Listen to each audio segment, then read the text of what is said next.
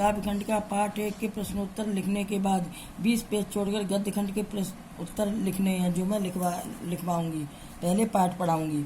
हल्दार साहब को हर 15वें दिन अपनी कंपनी के सिलसिले में उस कस्बे से गुजरना पड़ता था। हालांकि कस्बा ज़्यादा बड़ा नहीं था जिनको पक्का मकान कहा जा सके, वैसे कुछ ही मकान और जिसे बाजार कहा जा सके, वैसा ही एक बाजार था। उस कस्बे में एक लड़के का स्कूल, एक लड़कियों का स्कूल, एक सीमेंट का छोटा सा कारखाना, 2 ओपन एयर सिनेमाघर तथा 2 नगर पालिका। अभी नगर पालिका भी तो कुछ ना कुछ करती ही रहती थी। कभी कोई टूटी फूटी सड़क पक्की बनवा दी, कभी कोई पेशाब घर बनवा दिए, कभी कबूतरों के लिए छतरी बनवा दी, और तो कभी कब सम्मेलन करवा दिया। इसी नगर पालिका के किसी प्रशासनिक अधिकारी या उत्साही बोर्ड ने एक बार शहर के मुख्य बाजार के प्रमुख चौराहे पर नेताजी सुभाष चंद्र बोस का एक संगमरमर की बनी प्रतिमा लगवा दी है। कहानी भी उसी प्रतिमा के बारे में, बल्कि उसके भी एक छोटे से हिस्से के बारे में। पूरी बात तो अब मालूम नहीं, पर लगता है देश के अच्छे मूर्तिकारों की जानकारी नहीं होने तथा अच्छी मूर्ति में लागत अनुमान तथा उपलब्ध बजट से कहीं बहुत अधिक होने के कारण काफी समय चिट्ठी पत्री उहापोह में बर्बाद हुआ होगा तथा बोर्ड की शासनाबद्ध खत्म होने की घड़ियों में किसी स्थानीय कलाकार को मौका देने का निर्णय किया होगा, और अंत में कस्बे के एकमात्र हाई स्कूल के इकलौते ड्राइंग मास्टर मान लीजिए मोतीलाल जी को यह कार्य सौंप दिया गया होगा, जो 1 महीने में मूर्ति बनाकर पटक देने का विश्वास दिला रहे थे। जैसा कहा जा चुका है, मूर्ति संगमरमर की थी। टोपी की नोक से कोट के दूसरे बटन तक कोई 2 फुट ऊंची जिसे कहते हैं बस्ट, और काफी सुंदर थी। नेताजी बहुत सुंदर लग रहे थे, कुछ मासूम तथा कुछ कमसिन फौजी वर्दी में। मूर्ति को देखती दिल्ली चलो और तुम मुझे खून दो, मैं तुम्हें आजादी दूंगा आदि नारे आज लगने थे। इस दृष्टि से सफल और सराहनीय प्रयास था। बस एक चीज की कसरती देखते खटकने लगती थी। नेताजी की आंखों पर चश्मा नहीं था, यानी चश्मा तो था लेकिन संगमरमर का नहीं था। एक सामान्य तथा सचमुच के चश्मे का काला चौड़ा फ्रेम मूर्ति को पहना रखा था। हल्दार साहब जब पहली बार इस कस्बे से गुजरे और उस चौराहे पर पान खाने के रुके, तभी उन्होंने इसे लक्षित किया। उनके चेहरे पर एक कौतुक भरी मुस्कान आ गई। वाह भाई वाह, यह आइडिया भी अच्छा। मूर्ति संगमरमर की पर चश्मा रियल। जीप कस्बे से काफी आगे निकल गई, तब भी हल्दार साहब इस मूर्ति के बारे में सोचते रहे। अंत में उन्होंने इस निष्कर्ष पर पहुंचे कि कुल मिलाकर नागरिकों का ये प्रयास सराहनीय ही कहा जाना चाहिए। मूर्ति के कद या रंग रूप का महत्व नहीं, बल्कि इस भावना का है कि वरना तो देशभक्ति का मजाक की चीज बनती जा रही है। दूसरी बार जब हल्दार साहब उधर से गुजरे तो उन्होंने मूर्ति में कुछ अंतर नजर आया। बड़े ध्यान से देखा तो पाया चश्मा दूसरा है। पहले वाला मोटे फ्रेम वाला चौकोर चश्मा था, अब तार के फ्रेम वाला गोल चश्मा। हल्दार साहब का कौतुक और भी बढ़ गया। वाह भाई क्या आइडिया। मूर्ति कपड़े की नहीं बदल सकती, पर चश्मा तो बदल ही सकती। तीसरी बार एक नया चश्मा था। हल्दार साहब की आदत हो गई थी हर बार कस्बे से गुजरते समय उस चौराहे पर रुकना, पान खाना और मूर्ति को ध्यान से देखना। एक बार जब कौतूहल बस दुर्मनी हो उठा तो पान वाले से ही पूछ लिया, क्या भाई क्या बात है, यह तुम्हारे नेताजी का चश्मा हर बार बदल कैसे आ जाता। पान वाले के खुद के मुंह से पान ठूसा था। वह एक काला मोटा खुश मिजाज आदमी था। हल्दार साहब का यह सवाल सुनकर वह आंखों में हंसा। उसकी तौन तिरकी पीछे घूमकर उसने अपनी दुकान के नीचे पान थूका था। फिर लाल काली बत्ती से दिखाकर बोला, कैप्टन चश्मे वाला करता है। क्या करता है? हल्दार साहब को समझ में नहीं आया। चश्मा चेंज कर देता है। पान वाले ने समझा, क्या मतलब, क्यों चेंज कर देता है? हल्दार साहब को अब भी समझ में नहीं आया। कोई ग्राहक आ गया समझो और उसके चौड़े चौखट चाहिए तो कैप्टन किधर से लाएगा, तो उसको मूर्ति वाला दे दिया और उधर दूसरा बिठा दिया। अब हल्दार साहब को बात कुछ समझ में आई। एक चश्मे वाले है जिसका नाम कैप्टन, उसे नेताजी की बिना चश्मे वाली मूर्ति बुरी लगती है, बल्कि आहत करती है। मानो चश्मे बगैर नेताजी की असुविधा हो रही है। वो इसलिए वह अपनी छोटी सी दुकान में उपलब्ध गिने चुने फ्रेमों में से एक नेताजी की मूर्ति पर लगा देता। पर जब कोई ग्राहक आता तो उसे जब वैसी फ्रेम की दरकार होती जैसे मूर्ति पर लगा है, तो कैप्टन चश्मे वाला मूर्ति पर लगा फ्रेम समझता नेताजी से क्षमा मांगते हुए ग्राहक को लाकर दे देता। बाद में नेताजी को दूसरा फ्रेम फिट कर देता। वाह भाई खूब क्या आइडिया। लेकिन भाई यह बात तो अभी समझ नहीं आई। हल्दार साहब ने पान वाले से दोबारा पूछा, नेताजी का ओरिजिनल चश्मा कहाँ गया? पान वाला दूसरा पान अपने मुंह में ठूंसा था। दोपहर का समय था। दुकान पर भीड़ भाड़ कुछ अधिक न थी। फिर आंखों में हंसा। उसकी थौन तिरकी कत्थे की डंडी फेंक पीछे मुड़कर उसने फिर से नीचे पीक थूक के मुस्कुराता हुआ और मास्टर बनाना ही भूल गया। पान वाले के लिए यह मजेदार बात थी, परंतु हल्दार साहब के लिए चकित तथा द्रवित करने वाली। यानी मैं ठीक ही सोच रही थी। मूर्ति के नीचे लिखा था मूर्तिकार मास्टर मोतीलाल। बाकी इस कस्बे का अध्यापक था। उस बेचारे ने महीने भर में मूर्ति बनाकर पटक देने का वादा कर दिया होगा। बना भी ली हो, किंतु पत्थर में पारदर्शी चश्मा बनाया कैसे, या कांच वाला, यह तय कर नहीं पाया होगा, या फिर कोई कोशिश की थी होगी, असफल रहा होगा, यह बनाते बनाते कुछ बारीकी के चक्कर में चश्मा टूट गया, या फिर पत्थर का चश्मा अलग से बनाकर फिट किया गया होगा और शायद वह निकल गया होगा। उफ। हवलदार साहब को यह सब कुछ बड़ा कौतूहल बस भरा लगा और विचित्र सा लग रहा था।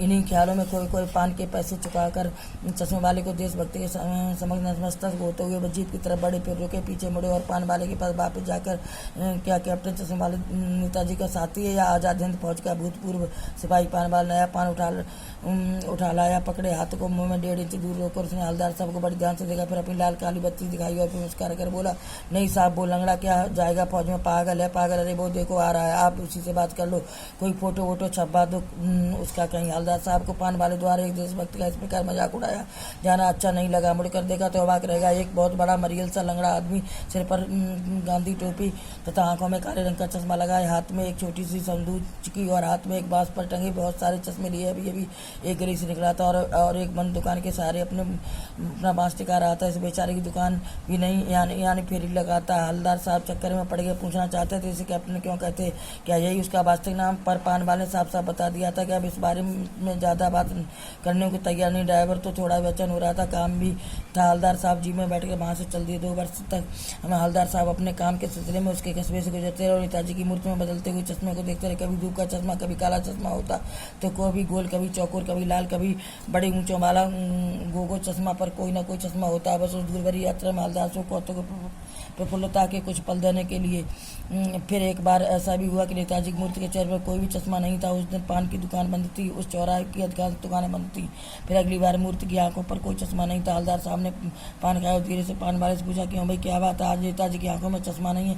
पान वाला उदास हो गया, उसने पीछे मुड़कर मुंह का पान नीचे थूका और फिर से झुकाकर अपनी धोती के सिरे से आंखें पोंछता हुआ बोले, साहब कैप्टन मर गया। और कुछ नहीं पूछे। हवलदार साहब कुछ पल चुप खड़े रहे, फिर पान के पैसे देकर जीप में आ बैठे और वहाँ से रवाना हो गए। बार बार सोचते आखिर क्या होगा उस कौम का जो अपने देश की खातिर घर गृहस्थी, जिंदगी, जवानी सब कुछ हम कर देने वालों पर भी हंसती और अपने बिकने के अवसर पर ढूंढती है। दुखी हो गए। 15 दिन पश्चात फिर उसी कस्बे से गुजरो। कस्बे में घुसने से पहले ख्याल आया कस्बे की हृदय स्थली में नेताजी की प्रतिमा अवश्य ही प्रतिस्थापित होगी, लेकिन उनकी आंखों पर चश्मा नहीं होगा क्योंकि मास्टर बनाना भूल गया और बेचारा कैप्टन मर गया। सोचा आज वहाँ रुकेंगे नहीं, पान भी नहीं खाएंगे, मूर्ति की ओर देखेंगे भी नहीं, चुपचाप सीधे निकल जाएंगे। ड्राइवर की को भी कह दिया चौराहे पर रुकना नहीं, आज बहुत ज़्यादा काम, अब पान आगे कहीं खाएंगे। पर आदत से मजबूर आंखें चौराहा आते ही मूर्ति की ओर उठ गई। कुछ ऐसा देखा पीछे चीखो रोको। जीप स्पीड में थी, ड्राइवर ने जोर से ब्रेक लगाया। रास्ते में चलते लोग देख रहे थे, जीप रुकते न रुकते। हवलदार साहब जीप से तपाक से कूदकर तेज तेज कदमों से मूर्ति की ओर लपके और मूर्ति के ठीक सामने जाकर अटेंशन में खड़े हो गए। मूर्ति की आंखों पर सरकंडे से बना हुआ छोटा सा चश्मा लगा हुआ था, जैसा बच्चा बना लेते। हवलदार साहब भावुक हैं, बस इतनी सी बात पर उनकी आंखें भर आई। प्रश्नोत्तर नीचे लिखे गद्यांश को ध्यानपूर्वक पढ़कर पूछे गए प्रश्नों के उत्तर लिखिए। गद्यांश जैसा कहा जा चुका है, मूर्ति संगमरमर की थी, टोपी की नोक से कोट के दूसरे बटन तक कोई 2 फुट ऊंची जिसे कहते हैं बस्ट, और काफी सुंदर थी। नेताजी बहुत सुंदर लग रहे थे, कुछ मासूम तथा कुछ कमसिन फौजी वर्दी में। मूर्ति को देखते ही दिल्ली चलो और तुम मुझे खून दो, मैं तुम्हें आज़ादी दूंगा आज नारे याद आने लगते थे। दृश्य सराहनीय प्रयास था। बस एक चीज की कसर थी जो देखते ही देखते खटने लगती थी। नेताजी की आंखों पर चश्मा नहीं था, चश्मा तो था लेकिन संगमरमर नहीं था। एक सामान्य था सचमुच के चश्मों का काला चौड़ा फ्रेम मूर्ति को पहना रखा था। प्रश्न काकन नेताजी की मूर्ति किससे बनी थी? उत्तर नेताजी की मूर्ति संगमरमर से बनी थी। प्रश्न उनकी मूर्ति कितनी ऊंची थी? उत्तर उनकी मूर्ति टोपी की नोक से कोट के दूसरे बटन तक कोई 2 फुट ऊंची थी। नेताजी कैसे लग रहे थे? नेताजी बहुत सुंदर, मासूम तथा कमसिन लग रहे थे। प्रश्न नेताजी की मूर्ति देखकर कौन सी बात खटने लगती थी? उत्तर नेताजी की मूर्ति देखकर यह बात खटने लगती थी कि उनकी मूर्ति पर चश्मा तो लगा था परंतु संगमरमर का नहीं। उनका चश्मा कैसा था? उनका चश्मा नहीं, केवल काला चौड़ा फ्रेम मूर्ति पर लगा हुआ था।